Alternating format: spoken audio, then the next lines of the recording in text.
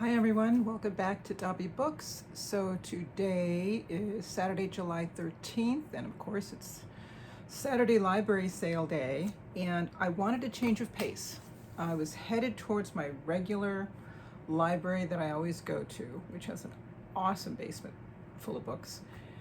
I just wanted a change of scenery. So I ended up going in the opposite direction and ended up at a library in Ventura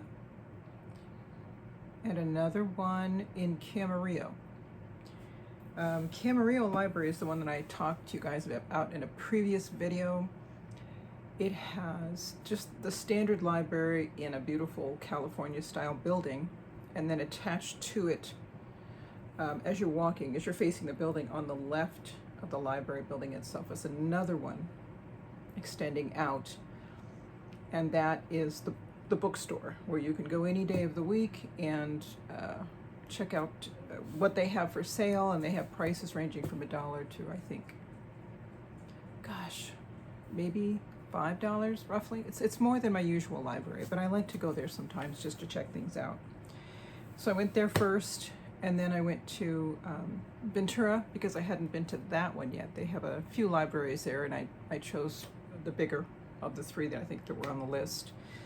And smaller than the Camarillo library, definitely smaller than my regular library. But you know, you can find things different at one location than another, obviously. So I checked it out. And one of the ladies behind the desk, as I was chatting with her, and we were talking about the different libraries and the donations that are made, she made a very good suggestion. She really helped me to be aware of something. A lot of us book nerds, we're purging our shelves because we're trying to keep the population under control. And a lot of us would like to donate those books.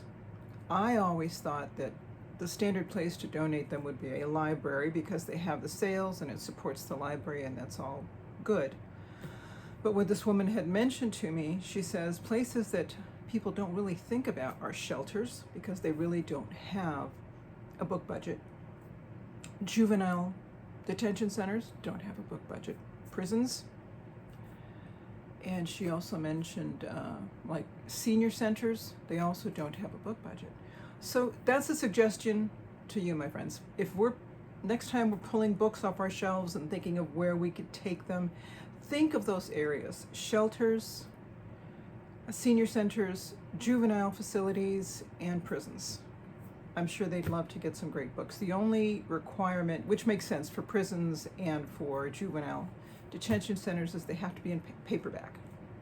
So be it. But I think there's a lot of cool books we could donate to those facilities and feel good about it at the same time. So let me show you what I got. At the first place, I got the one in Camarillo. Let me get my little bookmark out here. I found this. This is the Library of America on Jefferson. Isn't this neat? And this has a collection of his writings: autobiography, notes on the state of Virginia, public and private papers, addresses, and letters. That's fantastic. I think I have something on Jefferson on my history shelf. I'm glancing, I'm not seeing anything right off the bat, but I think I do have something else on Jefferson. But if I don't, I think this is an excellent reference. So I'm going to be very happy to put this on my history shelf, and it's going to go that shelf right there. All right. Next thing I got was this. I'd heard of this. It's called No Man Knows My History, The Life of Joseph Smith by Fawn M. Brodie. I had heard of this book. I had seen this book. And I have a little history on that. I've always had LDS members in my life. Long time. And LDS meaning Latter-day Saints. And that's an older term that refers to any members of the Church of Jesus Christ of Latter-day Saints. Their current president, President Nelson, prefers that they refer to themselves as members, not as LDS. I still use the LDS, And since I'm not a member, I'm just going to keep using LDS. It's just something I've gotten so used to over the years. And I've always been interested. I mean, I know a lot about the church. And I've always been interested in finding autobiographies or histories of the church. But I especially look for autobiographies that are willing to show warts and all. That they're going to show Joseph Smith, whom you know that the Mormon Church views as a prophet and a seer, so he's definitely high up on this pedestal. I like finding books that are written about him in a manner that's willing to show his faults as a human being as well. And this is one of them. What I don't know is if whether Fawn Brodie is a member. I don't know. Let's see.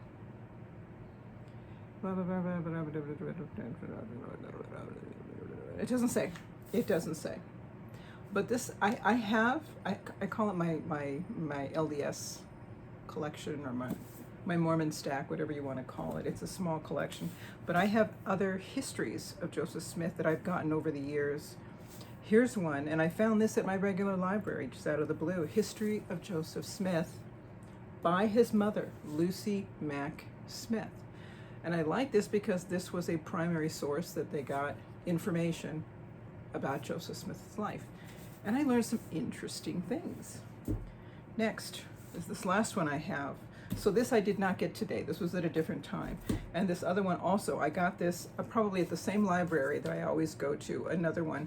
This was written by a church member, Richard Lyman Bushman. Joseph Smith, Rough Stone Rolling. This also, again, is a biography of Joseph Smith that is willing to show the not so good sides. So it shows everything. And I appreciate an honest biography as well as an honest memoir or autobiography. And that's why I like to get my hands on these. So now I have 3 biographies that are going to be added to my Mormon stack. Okay, so let me put these aside. That's all I got at the library today, were just those 2 books, the one on Jefferson and the one on Joseph Smith. Briefly, I want to show you what I'm reading. I'm still almost done with Demon Copperhead. You see my bookmark? I think I'm on chapter 49, and there's something like 64 chapters in here. This, like David Copperfield, has me just going and going and going and going, and that's good. And I have to say, compared to David Copperfield, this is an easy read. Just as interesting, though. And I'll be going through the complete thing when I'm done with that. And I'm reading Mansfield Park. I've only gotten through a couple of chapters. I'm behind because I've been sucked into Demon Copperhead, but good. And I will be starting Boethius, The Consolation of Philosophy. That's going to start Monday, I think. And it's got 5 chapters? Yes, or 5 books. So this has 5 books, and I'm going to be reading 1 book per day because I would like to get it done by Friday. We'll see how that goes. We'll see how that goes. That's it. That's it, everyone. That's what I got at my library book sale today, and what I'm still reading and planning to read. Stay cool, everybody, and enjoy your summer. Bye-bye.